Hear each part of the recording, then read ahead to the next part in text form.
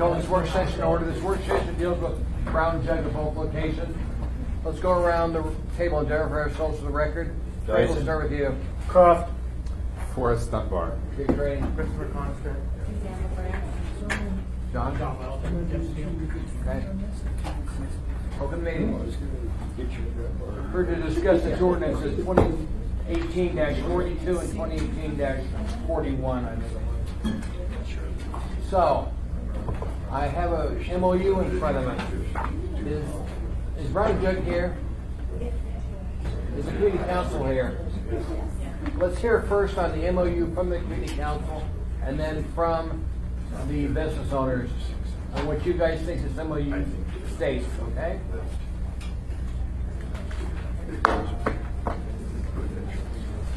Then we'll have lots of assembly questions.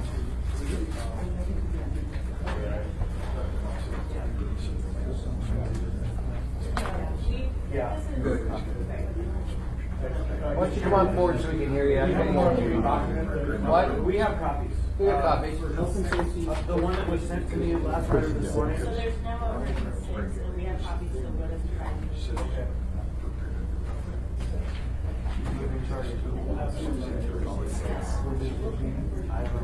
Copy of the TPS report.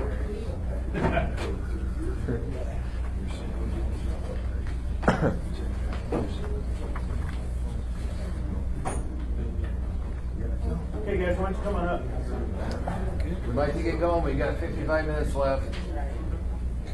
Sounds like a lot, but it's not. Doug says he's going to re-register us as a Republican. Oh, I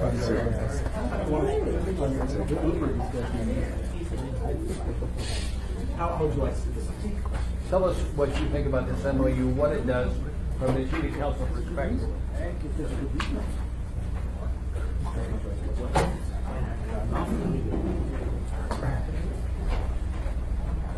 Mr. Chair, members of the working group, my name is Daniel George. I am the treasurer of the Mountain View Community Council for the record. I have previously served as president for 4 years. With me today, I have Jasmine Smith, our current president, and Caitlin Taylor, our current secretary. So we have, hopefully you can see the numbers shortly. The MOU, which was revised since yesterday, Brown Jug has come forward with some corrections, and we agreed to those corrections. So those are being incorporated into this first. The MOU states the responsibilities of the parties under the agreement, and we both understand it is a voluntary agreement. It's not enforceable necessarily, but it is a good faith effort to materially rectify many of the issues the council has identified over the years.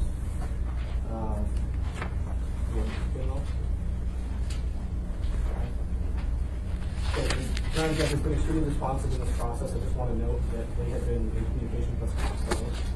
We started off last week with a meeting at the Foraker boardroom in Mountain View with representatives from Brown Jug, the council officers all in attendance, and the principal of Park Middle School, Cecily Williams, Dave Bundy from the Mountain View Boys and Girls Club, Angela Jimenez, business owner of multiple businesses in Mountain View, representatives from the Community Land Trust and others. To talk about sort of the situation on the ground, to convey to Brown Jug, from some of the impacted parties. We have the librarian from the Mountain View Branch Library there as well. So they have kind of an idea of the boots on the ground issues that we're talking about, and they've been very responsive. There's been a lot of email communication back and forth. They attended our Mountain View Community Council meeting on Monday, and so this draft was available to us at that point, and the council, we made a motion on Monday. The council authorized the board to continue to negotiate this and to bring it back to the council for authorization at our next meeting. How many people attended your meeting? Last head count was 26. I know this gets rid of the small shooters and gets rid of the fortified beer over what, up to 42 ounces or something like that? Well, the language in here is a little bit different than I think what was handed out at the assembly meeting. Okay. When we're talking, so let me see if I can find the actual language. We have version 6 here somewhere. Version 5. So the restrictions on the content sales are on the bottom of the third page where it talks about 375 millimeters or less. Pardon? 375 millimeters or less. Correct. So these are shooters, airplane bottles. A Mickey is a term for a type of liquor versus the brand Mickey's, which is a malt liquor beer. It comes in a large format, so that's one thing my mistake. Mr. Chair, Sir? thank you. 375 milliliters, is that like a fifth? No, half pint. That's a half. It's the tiny thing. Yes, not so tiny. It's a Half half bottle. 75 is a half bottle. Not the fifth, which is the big bottle. It's the half one, not the small one. So they're going to, you'd still be able to sell pints, basically. Right. That's like a wine bottle, 750 milliliters. Okay, all right, thank you. We do have experts on the liquor industry here, so that's how I probably defer. We're gonna go to the brown jug in just a second. So does this shut the hours down to any of the liquor stores? So this, currently, both stores open at 10 a.m. Brown Jug has proposed in this MOU to open the stores no earlier than noon. That's a 2-hour modification. The council is appreciative of that, and we accept that. We would like to see that be the case. There are 3 particular things that contractors agreed to do voluntarily in this MOU to rectify the situation that the council feels is appropriate to be enforceable in a long-term way. The council, as you know very well, is an advisory body with no legislative or enforcement powers. So the council agrees with the proposed hour changes. Okay. Moving on, in that same section on the type of alcohol that can or cannot be served at the store, Brown Jug is also limited single serving 24 and 42 ounce cans. I believe they also amended in the legislation to say bottles as well. Of malt liquor with an alcohol by volume content of 9.1% more than $0. We took pictures of the trash cans around the community. We looked at what is on the ground, what folks are buying. We talked with a lot of them. We did a tour recently and talked with a lot of folks that are out there drinking in the daytime, going over to the libraries, the bathroom, coming back. And what they're doing is they're buying the least expensive, the cheapest, highest alcohol content, largest format they can get, bang for the buck. And what that usually is a product, something like a Four Loko or Earthquake or a shooter that they can get for $1.79, $1.99 for a 24 ounce, 10 or 14% alcohol. It works out to about 50 cents a shot. Let's see, let's get the industry. Who's here from Brown Jug? Right here, Chair. Thank you, sir. Thanks for working with the neighborhood. We appreciate that. No, and we thank the Community Council and Assembly for the opportunity to do it. As I stated when we were all together before, we've had some changes in leadership, and some things fell through the cracks. So this is great to get back on track and to get an opportunity to work with the council and try to find a solution that works for Mountain View. And I think we've accomplished that. And Daniel, I don't want to reiterate everything Daniel had said, but I think we've had an opportunity to go back and forth to discuss. This is the 6th version of us kind of back and forth. But it wasn't the painful Was it pushing. adversarial? No, it wasn't painful pushing. It was clarity and kind of taking a more pragmatic approach of it. So what is before us is something that we've got the ball in motion. We're implementing this. This stuff is happening. Pending on what recommendations come out, of course. We'd like the opportunity for this to be voluntary conditions and to prove our worth without having the Assembly pose or recommend conditions to the regulator. But no matter what, we're implementing this. The wheels are in motion to close the store down at Red Apple because of a very enlightening meeting that we had last week, talking to a lot more stakeholders, and it hit home, and it was something that is the right thing to do, and so we're in the process of doing that. How soon do you anticipate that store will be no longer there? So we gave it to the end of the year. There are, there's leases to be discussed. We also have employees that are going to be affected by that, so we want to make sure. I believe, Erica, of the 7 at the store, 5 are from Mountain View. Yes. So we want to be very mindful of that to see where we can absorb them into the other part of the network. So yeah, so there's things happening, but we've started conversations. Thanks very much for working with your neighborhood, the people who live there. We appreciate it. And this wasn't to take a shot at people that use alcohol, because many people can enjoy it. That's not a problem. I just appreciate you, the industry, working with the community council. No, it's important, Mr. Chair, and we thank this opportunity to start to really look at this partnership, and we definitely want to be stewards, and we identify that there is a need and we can be better, and I think this is the step to start to get better. Thank you. Chris? Yeah, so I had spoken with Ms. Flint-Pearson a little bit earlier today, and there are a couple of ways to proceed. One is to do, as the gentleman from Round Jugs said, it wouldn't be desirable to them, which is to request to state the conditions on the license. The other method would be to add a condition to the resolution that states it's pending agreement of the MOU between the parties, and once that's signed, then we can lift that if all the other conditions are met, then it proceeds in its regular order of business. And so those are kind of the two options that we have been left with. I was hoping that she could be here to speak about that, but maybe Mandy, you could touch on the process just a little bit. Did I get it right there? So the assembly can request any of the conditions that they see fit and propose that to the ABC board, and as long as they don't find them arbitrary, capricious, and unreasonable, or board, It's both. then they will impose them on the license. There is a provision that the local governing body would enforce those. But there has been some discussions of the potential of kind of monitoring on both ends. So, Chris, just from my perspective, I've been on the assembly for a while. I'd want to see it put into what we pass, because I appreciate this individual, but the problem is business has changed. But the problem we've got in Mountain View doesn't change. And while he may be here now representing the industry, and I appreciate you're here, who knows what's going to happen in 6 months from now. I don't want to have this not be done. I want it to be dealt with, and the only way I can see it to be dealt with is to add it into our document, so the ABC board knows we want to have this done. So I don't want to wait and say, let's look at it in a year, give them time. I want to put it in here now. Let them take the time they need to do it, but at least we'll know ahead of time if there's a change in the business, what happened. So I don't want it to come back. Yes, John? Wait, am I confused?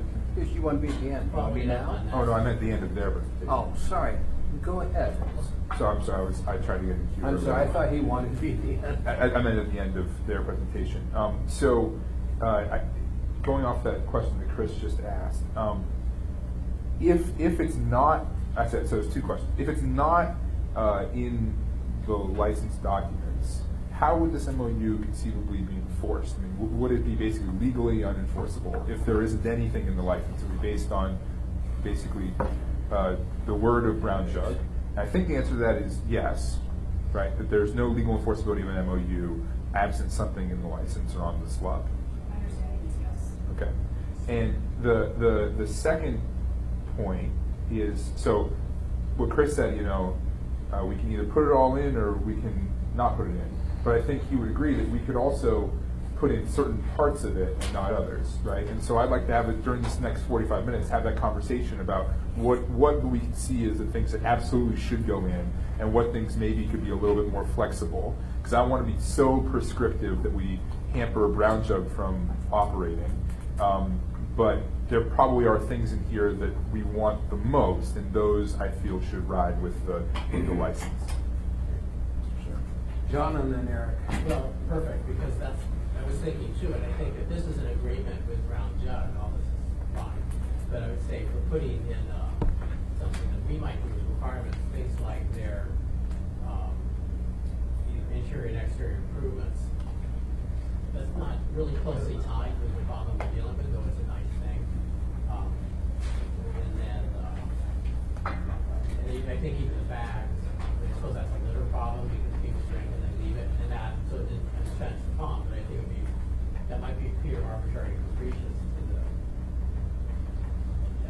who decided that, Jed? Lord. But I just want to Right. be careful we didn't overreach and not get it. I think, sorry, Mr. Chair, just to comment, yeah, that's just something that we're going to do.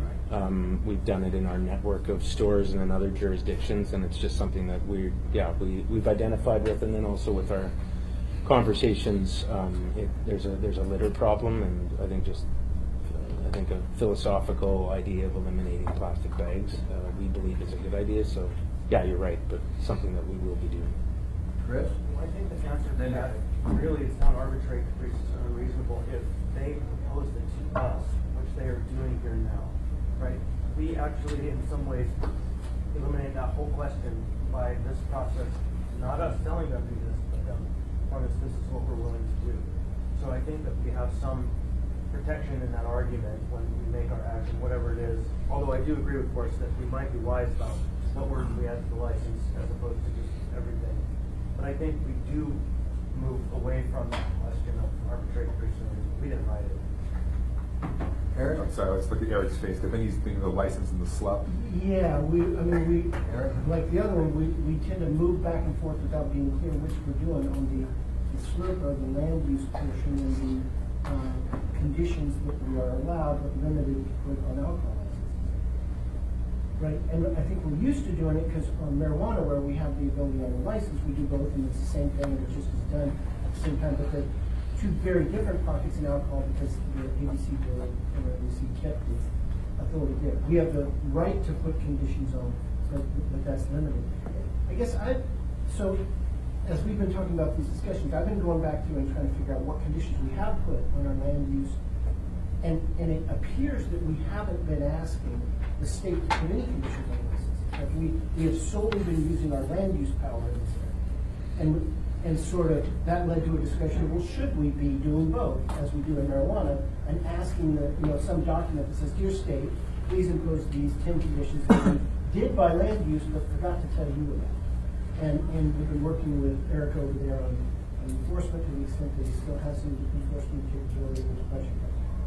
Well, all that is to say, in drawing, and Mandy's been great on, we haven't really been keeping a good list of our conditions.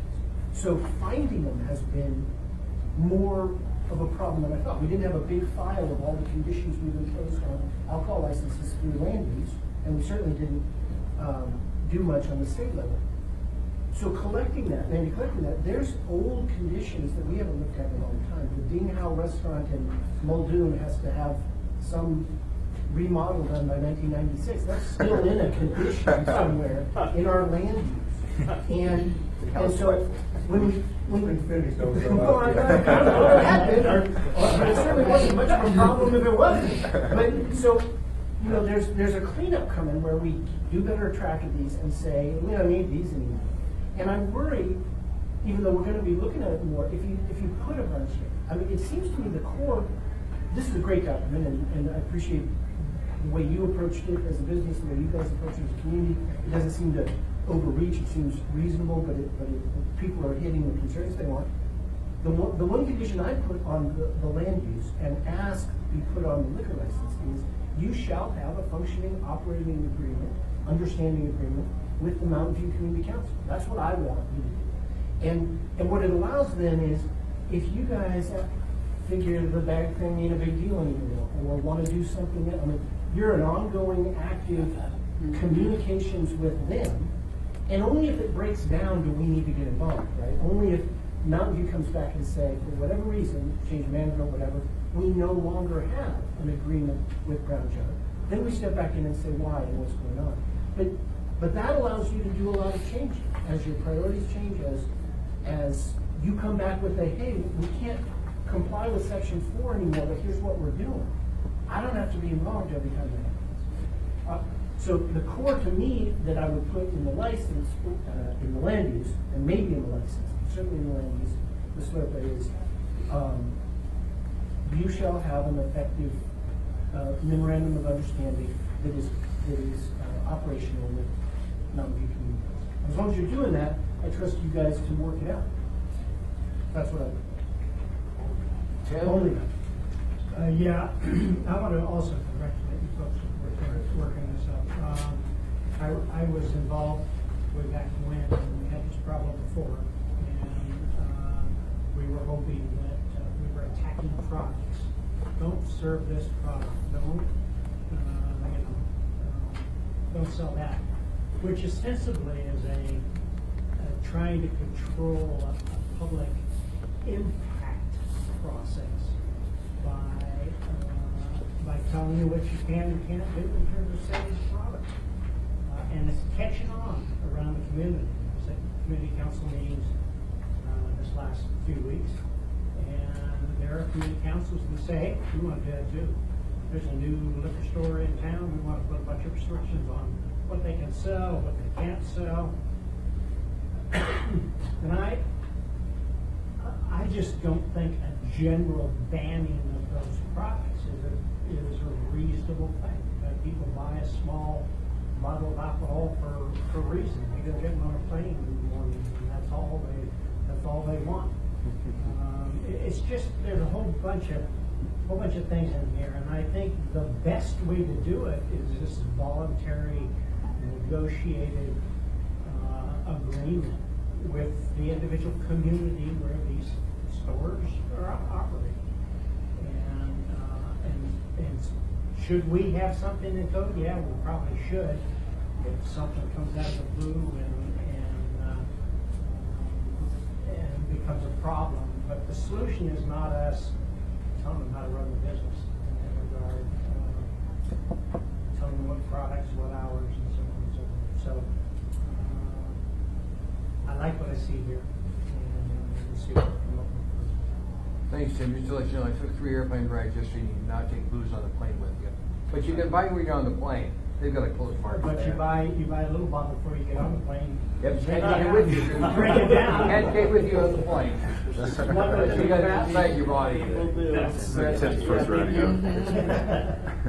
So I'm of both minds. I agree absolutely with Mr. Crawford. That is the most important effect that we can create in this process today, is a statement of clear language in the document that says there is an agreement, and that agreement will be lived up to, and provide that agreement at some point in the document. I have a question about process as well. We don't have the land use permits in front of us today, right? Right, so we only have the license in front of us. We already discharged, or how did that process work with the land use permit? Or how do we review that? So my understanding, and from the planning department, would probably be better. I might actually refer that to Chris, because he knows the land use better. Chris? I usually do that. So, can you put a pin in that, and we'll come back, because we've actually got Becky on our way down to help explain that, because we were so focused on just the license, we didn't take time to go back and look at the conditions and permits. Fred, and then the community council. Fred? Yeah, thank you. Thank you, Mr. Chair. I too appreciate, as Steele said, the willingness of cooperation here. I think, as I understand the culture, eliminating some of the products does help. And I ask if my presupposition that most of the social problems come from walk-up traffic. I think there was kind of a tacit say, yeah. And the people who are walk-up that are buying small quantities are not doing it because they're going to get on an airplane. They're doing it, they want something that's portable and cheap, just like single stick of cigarettes. People want to buy singletons because all the money they got. So, but it was also represented. There's somebody from Brown Jug, I think. I don't think it was you. I asked, is there a seasonal problem and during the 24-hour cycle? And the answer was no. It's a problem all year round and all day long. Because I thought about the restricting of the products during the part of the year. So I'm into field trips. If you'll remember, our last meeting was a dark and stormy night, and it was cold and the wind was blowing.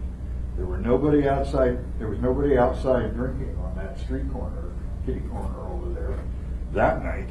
And I've been by there 3 times since then, and it's not a problem. So, anyways, it built a slight credibility gap with me, but I understand people who exaggerate. told people 1,000 times, don't exaggerate. But anyways. That is at least 25 years old. I've heard you do that 20 years ago. Yeah, anyways, I appreciate the product change. That is a limitation on free enterprise, if you will, but I think it's pretty carefully crafted and aimed at solving the problem. And I hope we have a feedback loop where people can come back and say, hey, we did these product restrictions, appears to be working, here's what made a difference, and here it didn't. And that we are willing to make the adjustments based on hard data of what works. That ought to be our commitment to the industry. Anyways, I appreciate what's going on. I appreciate the neighborhood who's willing to work and just instead of saying, hell no, NIMBY, not in my backyard. And then there's banana, means build absolutely nothing near anything. and then there's no, not on planet Earth. But you guys are a bit of a model and shows maturity that I respect. Sorry, I'm preaching. Fred, I've got some community councils that are cave. Citizens against virtually everything. Yeah. Doesn't matter what it is they're opposed to. Go ahead. Mr. Chairman, if I can, we can thread a needle here a little bit. To some of the points that were brought up by Mr. Letterman and Seal, we're not trying to hurt Brown Jug and prevent them from being a successful business. We want to tailor these conditions so that they target what is creating the problem. If you say no single beers, then you end up not being able to sell Alaskan Amber and King Street Brewing Company and Resolution Brewing, which is a mountain beer. You want to see it sell their beers. They're $8 single beers, which is not what the problem is. So we work very hard to try and tailor these conditions so that they impact the clientele that is the problem, nearly adjacent to the property.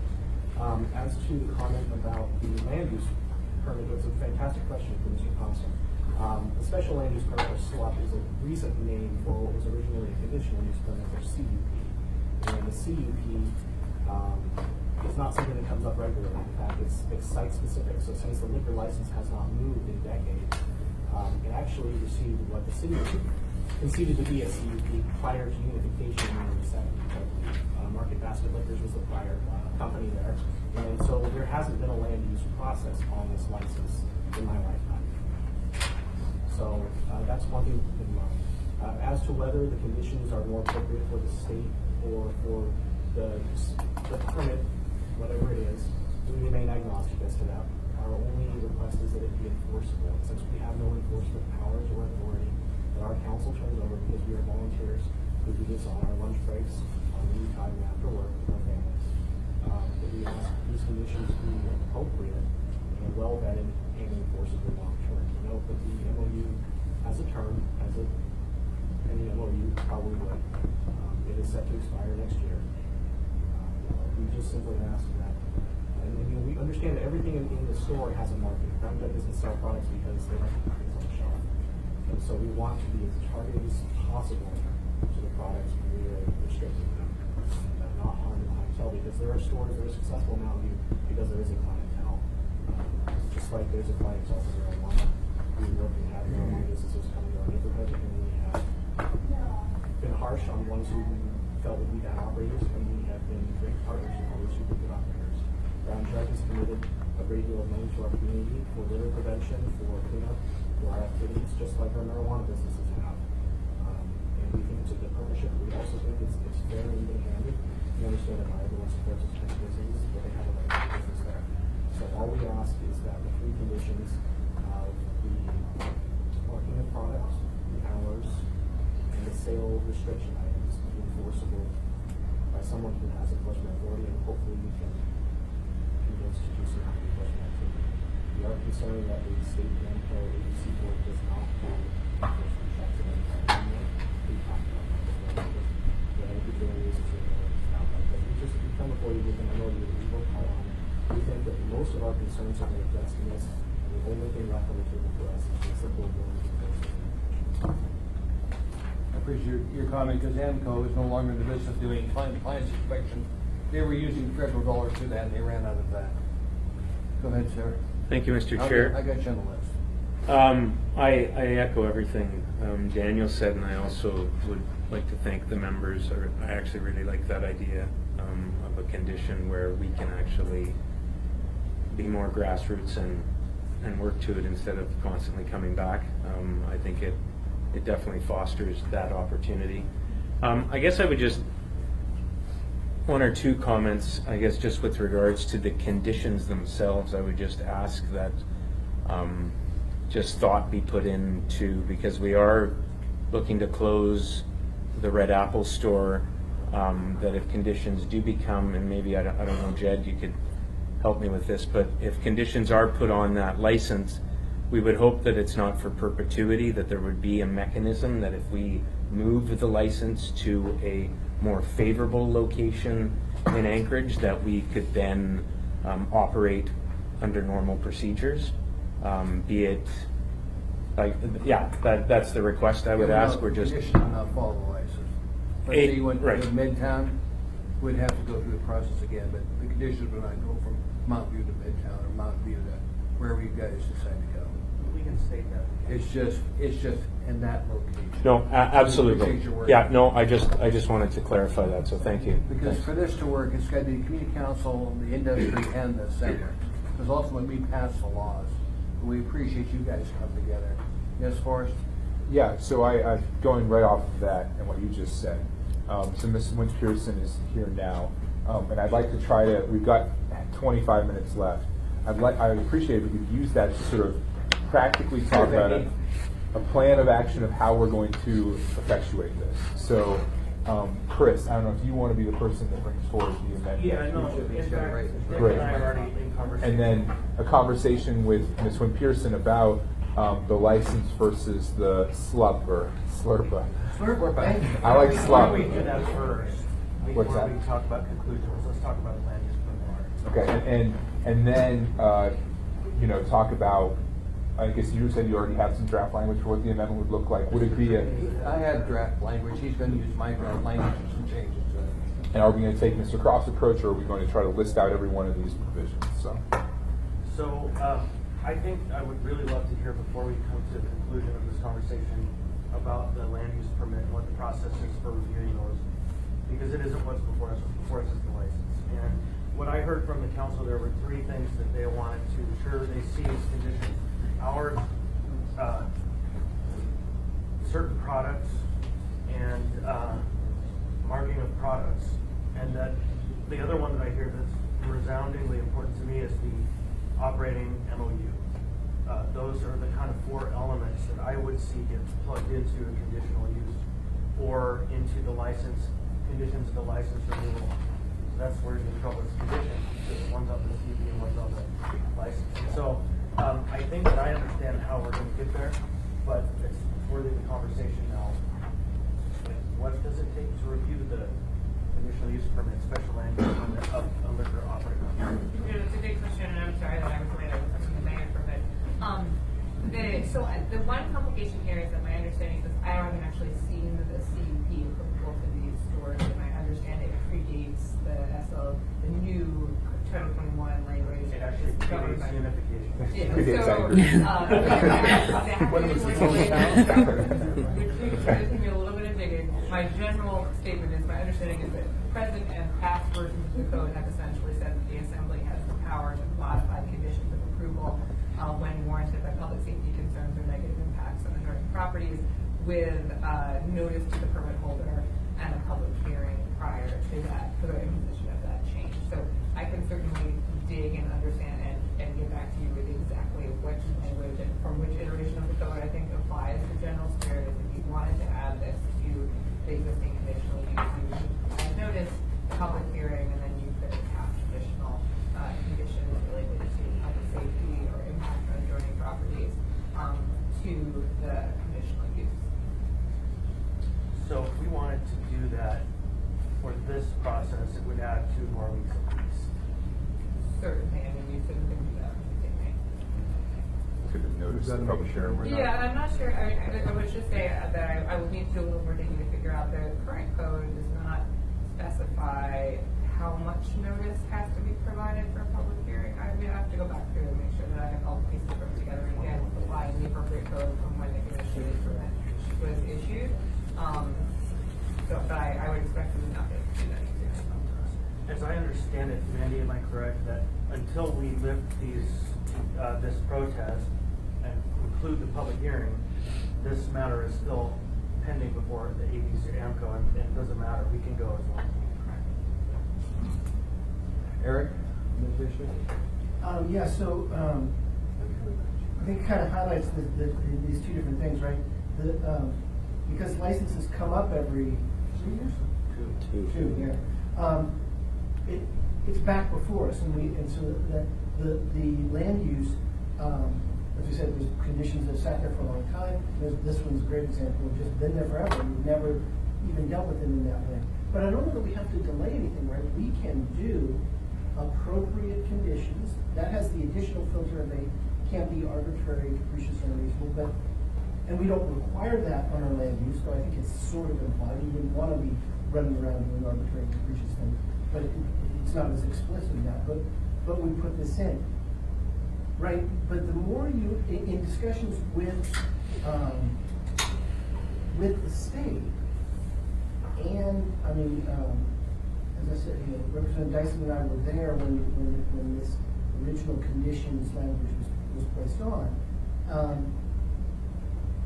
The farther afield you get from alcohol, the more you run the risk they're going to say, we don't want to be enforcing that thing. So I'm thinking of the trash bag thing, right? Is that alcohol related? Is it not? And sort of in the meetings with Erica, she's warned, having Erica do a thing or her staff is one thing. The board is a little more protective of, we don't want to be doing everybody's conditions. And so they may have a different, more restricted view and be like, we ain't doing bags. That's still why I like you shall have an ongoing relationship with, not with you, it's a community thing, it's very defensible, and then that's all that has to be. Plus, it's very easy for ABC to check, right? Instead of all the little sales things, if they go in and say, do you have your license up, do you have your posters up, or whatever, and do you have an ongoing relationship with Mountain View, it's very easy for you guys to say, yeah, here it is, it's in our Mountain View file. And they don't have to do all those other things. So in both in terms of what we got before us, the license, what would be easiest for the ABC board to swallow and enforce, you got an ongoing relationship, cool. I think that's where it should be a license. Maybe on the land use spin, where we arguably have more power away from alcohol, right? It doesn't have to be as directly related to alcohol. You might make the argument that in a land use sense, the plastic bags is much more defensible because it's your land and affecting other adjoining. But anyway, I put that one condition on the alcohol, and then we can bring back up the land use and add whatever we want to. It shouldn't conflict.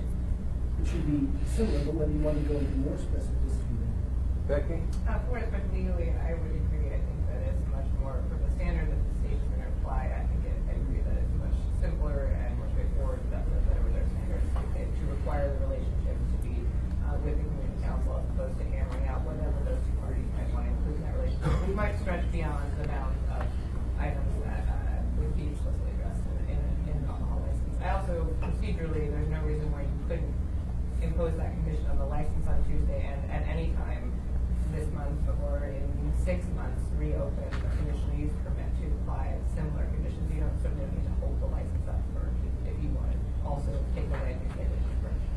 Actually, on the last Tuesday night meeting, I gave a copy of a couple of these proposed conditions to the industry group, but MOU. Chris? Yeah, so I don't know if you were here for the discussion, but Mountain View stated there were 3 conditions that they really would like to see be in depth and detailed, and they're very clearly related to alcohol. One is marking of product with a label specific to the point of sale. One is change in hours, parties have agreed to, and one is certain products will not be sold. So those 3 things, plus the 4th one that we have kind of added, which is the operating MOU between the parties. So do those things scream to you that they're out of alignment with state alcohol policy, or do they seem closely tied enough that they're reasonable? Especially considering all parties have agreed they brought it up. Certainly. Through the chair, I would say, to me, they don't scream unreasonableness. Those 4 delineated terms, I think are fine. But certainly, I don't speak for the state's alcohol control board, but those all seem closely tied to what the business is. Becky, one last thing before I go to Forrest. Can you have this ready for us by Tuesday? I have what piece ready for you? These conditions ready for you by Yes. Tuesday? Yes. Yes, I can. Thank you. Forrest? Yes, just going off that, so, Mr. Trainee, you have this, I believe I this know. is your proposed resolution, or this would amend this would put conditions on the license. On the license, yeah. And they had, 2 of the 4 we've discussed are here. Yeah. So, Mr. Constant, do you plan to sort of amend this resolution or offer a separate resolution? Okay, so that's good, and we could put those 4 conditions on there. I am a little bit concerned with the 4th condition, the one that Eric proposed about the MOU. And I wanted to talk about how that would be structured, because I think we have, right here, we have 2 unusually cooperative and competent parties, where this industry member has done something that I haven't seen basically anyone else do before. We also have, I think, an unusually, not unusually, but a strong community council, a very reasonable and productive community council. So what do we do if we require them to have an MOU and the community council just says, under no circumstances will we participate in this? We are going to put these conditions on. We don't even want you to have this license, because we've all seen some cases where certain community councils will say, no, under no circumstances will we do that. So what are the protections for the industry from the community council? Because we will enforce it the other way. So I would speak only to that this isn't the first time. In fact, the first time was when Fairview brought forward 2 of these documents with the Spirits of Alaska and the OPK. And the relationship was wildly successful with OPK. And it was terribly felt and painful with the Spirits of Alaska. And what ended up happening is Spirits of Alaska lost their license, and OPK has continued to operate and do so in in collaboration with the neighborhoods by coming in all the meetings and presenting the documents, being open to conversation, making improvements as needed. And so the MOU itself is functional from a relationship perspective. Your point about if you have an unreasonable community council is the same as any other process.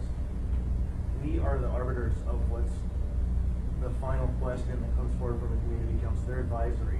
And this document states it's voluntary. And if they aren't meeting the terms and they have a reasonable argument for why they're not, then it's up to us to opine on that question. Well, but by putting it on the license, we are not making it voluntary anymore. I mean, we are putting the force of law behind it in some way. And so Becky had her hand up. I don't know if you have any thoughts on this. But Yeah, I apologize. I missed discussion of this in the first half of the hour, but is the proposed condition to require execution of the current agreed upon MOU, or to just maintain, what is the proposed current condition? to have an effective MOU. Do the parties, Between both parties. so the parties don't necessarily agree on this current MOU, or have they reached? No, they do. Because I think we could phrase it a number of different ways, and we could say agreement to that MOU between the parties dated, to reference the specific MOU and say, and any reasonable successor there too, or something like that, to allow some discretionary authority there, especially given the fact that the parties have presently reached an MOU. We're not starting at that point, we're starting with an existing agreement that the parties think they can live with. So we could reference it and allow some wiggle room there for successor to be reasonable. So the Yale graduates. Thank you, ma'am. Tim? Yeah, I just think, what I would like to see in it, rather than all the detail, is one is to encourage a relationship between the store and the company and the appropriate community council. If we require an MOU and start requiring a lot of specifics in that MOU, we're just opening ourselves up for all kinds of work. People not needed, maybe the industry changed so much that certain parts of it don't apply, but they have to keep doing it because we put it in there. I like this as a model by requiring every business in town to work with a community council. We're being pretty. Eric? So another area we got into in this in the discussion with Eric was, what are your penalties for violations of conditions? So she asked, do you have we have fines, in effect, the state says. when they violate a condition or violate the license, we bring them up on an enforcement action. We say, why are you doing, we take away our special conditions, right, normal things that they're not supposed to do if they're found doing. Then the ABC board, the alcohol control board, has a process to have a hearing on that and see what punishment there is. It's not as though your license evaporates when that, so it becomes, and on the land use side, right, they just sit there. We have to take the action to bring it up and say, we think you're in violation of this condition.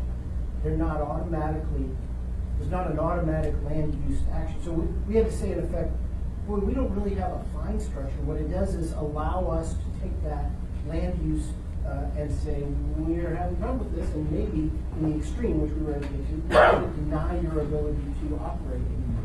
But we have to take action. So I guess why I think you shall have an agreement, and we don't have to get into the details if you're both happy, is when that happens, when one of the other party comes and says, we're not in agreement anymore, we're having a problem. It just brings us back into the conversation. And we get to say, you know, all the things we heard. Is that because we have an unreasonable community council or an unreasonable liquor owner, or they just couldn't resolve it and we have to now step in and say? But I don't think it has an automatic legal consequence. I know the ABC board told us they have to take an action to say, I accuse you of these things. I've got Pete and I've got Chris, but before we're doing this, keep in mind, this is going to happen again and again. I've been contacted by many community councils. I have a problem with the products being carried there for the same reason. I've got a lady going to be coming in to a Sunday meeting with a 55-gallon plastic container full of shooters. They picked up outside mom and pop's liquor. So when that one comes in front of us, we're going to be discussing that license and conditions. Pete? Well, you know, thank you, Mr. Chairman. When we were creating the new marijuana industry, We took care of this problem, didn't we? We required that there be an agreement between the community councils and the licensees. And so by requiring that for alcohol licenses, we're creating a consistency that we should have from the beginning, in my opinion. Chris? So you've read my mind, and it's written right here, neighborhood responsibility plan.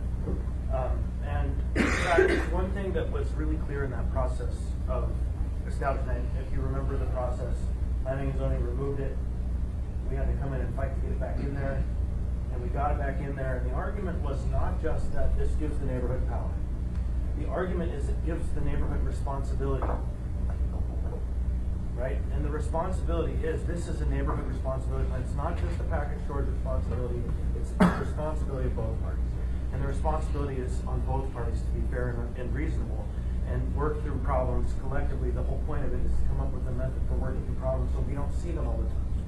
And so if the neighborhood can't live up to their responsibility, then I think there's a path through that problem, which is just by the application of general reasons of question. And so, and the penalties you hit on it are, in the end, there's the death penalty for a liquor license, which is extraordinarily rare and shouldn't be so, because these are people's rights and their businesses. And so there's a lot of reason why people would work together. And I think that you hit on the head that what we're doing is regulating alcoholic marijuana. Look at that whole amazing thing. Maybe it should be taxed like marijuana. That's another fight. Sorry. Can we just do one thing at a time? Just one thing at a time. Well, I'm just Thank talking you. to my cement paper, didn't have the conscience to do that when it came in. Anyway, Chris, anything else? No, I'm prepared to work with Dean and Becky to come up with the document. We'll By make Tuesday, sure we'll have it in front of us? everyone has copies in advance of the meeting, and the whole point of this is just to help people communicate with some conditions. Can I close the loop on this? Go So ahead. again, the practical legal aspect, that means that we're going to be putting these conditions potentially on the license, and the CUP or SLIPA or whatever you want to call it, we're probably not going to address that. And I think that raises the question of, should we contemplate a process for reviewing those things? Because as we do with marijuana, every 2 years, or every year with marijuana, the land use permit comes up with the license simultaneously for a look. And I don't think it could hurt to have them come up. We just don't want to do it, of course. Annie's shaking her head no, like it's a nightmare. So actually the special land use permit for marijuana doesn't come back up with the renewal, it's just the license. Oh, it's the first So time. they're tied, however. so- Okay. Okay. So through the chair, Mr. Constance, that's correct. And the conditional use for the SLUP, there's no bar. Oh, God. Slump, which is. That's a word. They're- Slump to slope up? I don't prefer either one, that's why I say special land use permit. The provisions for how to address that, should the body choose to do that, are in code presently. And in fact, he did an excellent job of laying those out as far as the public notice requirements, et cetera. But it does not automatically, there's no trigger for automatic review. Now, I won't go into it too much because we have only a little bit of time. There are some challenges with trying to create a automatic recurring review of land use permits in general that I'd be happy to explore in very detail with you, but just want to put that out there that it's not necessarily a best practice when it's not occurred. No, I think it's the conditions, though. Special So, conditions. to the chair to address that, one of the ways that this has been addressed in the past is that one of the conditions themselves can be that the entity has to come back before the body at a certain later date in order to verify compliance with those decisions. We'll talk about it over the next couple of days. Yes, sir. Thank you, Mr. Chair. Just two quick things now that we have Ms. Pearson, the lawyer, in the room. It's a redundant question. I asked it early. Just ensuring that the recommended conditions that go on the license are not in perpetuity. Just to clarify. So, and your request is that they are? That they are not. That they are not. That they don't follow the They don't license follow it to if it gets moved to another location. Impact the value of the license. We don't want We that to can even happen. specify that in our request. We submit our requested permits to the state, or requested conditions to the state, so we can submit in there specifically that we do not, that these conditions are specific to the current location of the license. If the license transfers, we recommend. You agree to that? Lift it. I would like that for the record, yes. We Good. can certainly do Yes. that. Thank you. Drafting. Yes, It's- Chris. oh, If we sorry. can put that in the resolution, that these are tied not just to this license, but to this location. That way it's not even lost in communication. I don't want I would money advise on us that we put that in because it's the state, that we want these to be specific. Right, that makes sense. Back to you, sir. And then, sorry, just one more thing. So executing the MOU that we have, I'm just, because, correct me if I'm wrong, Daniel, you guys now have to go to ratify this and talk to your council. We've made a motion to authorize the board, it was passed at our last meeting, for the board to negotiate the MOU. We can sign it, it can be ratified by our council, our next meeting will be, membership meeting is not until April 12th, so. Does that affect then if these conditions come in on Tuesday and agreed to, or does it matter? In then? fact, there'll be some delay. prior Right, to- that we haven't actually agreed to specifically the MOU as this comes in, I just think a the clarification. phrasing is execution, our phrasing of our condition that we submit to the state would be execution of the MOU as agreed upon by the parties, and we could, to the extent there's some reasonable, and we could add in some language to say as soon Right. as reasonably approved by both parties Sure. or something. Okay. Because it sounds like it's headed toward approval, it's just a process. Yeah. Mr. Dyson. Thank you. Mr. Dyson. Mr. Dyson? Yeah, thank you. I'm wondering if we could put a trigger in here so that when the thing comes up for review, that the list of products that are available could be reviewed without a lot of fuss. That not having to go all the way back through this process to change that. Or is a way that memorandum of understanding could be modified on some basis without a big fuss. Well, the way that it, I mean, I think the way I contemplate the condition being drafted, it would say that the licensee agrees to execute the current MOU and any reasonable successor thereto, which would enable the licensee and the community council to renegotiate that list as amongst themselves if they saw fit within that confines of that reasonableness restriction. And then to the extent there's some kind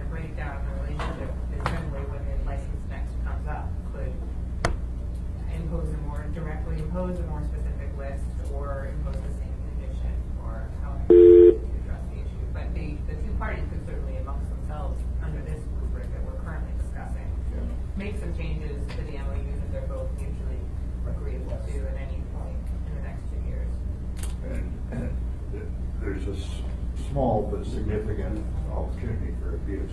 The license goes to a different operator, you know, that they may not follow. An evil operator could go out, bribe a whole bunch of people to flood the next community council meeting, change the leadership, and then ignore the MOA. But I'm sure that would never happen. Fred, Thank you. We've seen attempts at that. No, we stopped it. Chris? Becky, I think that the standard procedure with these conditions is we can actually hold the protest until the conditions are resolved. So I don't think we need to say, we'll, in sometime in the future, have this MOU signed, but instead can say, once the MOU is signed, that condition is met. Oh, certainly, we could phrase it that way too. Right. And our protest is lifted as soon as the MOU is executed. And you can probably more than I can, but my understanding is that it's not like I think there's some delay between the issue approval of our recommendation on Tuesday and the state's actual decision to adopt those conditions for license, approval of license, right? So It kind of depends on whether the board has already seen that on both rules, and whether it's been delegated to the director or not, but there's. So to the extent we're talking about a matter of a week or two delay before execution, we would like to be resolved before the state approves. But we have the power to set it up in We such can a way also- that that's just, yeah. she is able to send that document as soon as she verifies there's a signed document. So, and that's how I think we structure it. Last comment, sir. We're going to end this meeting. Thank you. Just to touch on some of the Dyson's point, the council doesn't need authority to enter MOUs with businesses in our neighborhoods. We did this regardless of whether it was required. We think it's appropriate. But we also recognize that even in the future, we may need to make a change to the MOU or be more specific or something that's responsive, because the liquor industry is an evolving industry and the products that are sold are evolving. What's on the shelves today is in volumes and quantities and brands that weren't there 20 years ago, and they'll probably be different 20 years. A 24-ounce can might not be the standard then, it might be 27, it might be 30, but the spirit of the agreement can be modified. The words can be modified to comport with the spirit of the agreement, and we hope that. Thank you. This meeting's over.